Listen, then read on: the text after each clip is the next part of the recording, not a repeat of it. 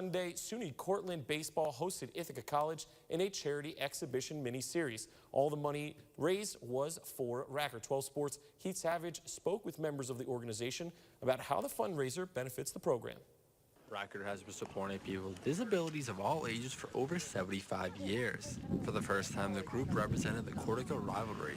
Director of Community Relations and Development, Bob Brazil, says it was a chance to spread their message. We envision a world where all people know they belong.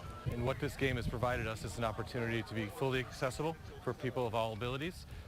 It also has a chance for our children to play on some of the obstacle course, use some sensory items, discover what's out there for them. SUNY Cortland professor Tim Davis has been working for the university's Department of Physical Education for 26 years. He gave the credit of the idea to a person a part of Red Dragon Baseball. Well, this is really the brainchild of Coach Joe Brown at SUNY Cortland, head baseball coach here.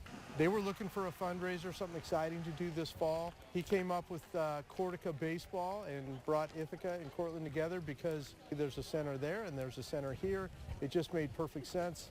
The day was packed with activities for kids and plenty of baseball action. With Racker relying on outside donations to fund the program, site director Sonia Acero hopes this event can turn into a yearly tradition. It's been great with the 50-50 raffles, the t-shirts. I see so many people out here supporting us. And if we could do this every year, it would just mean so much. I just hope it gets bigger and, even more people come, and it would just be a tremendous benefit to our site. We'd really appreciate it. On October 27th, Racker will host a Halloween Sensory Smart Trunk or Treat and Resource Fair.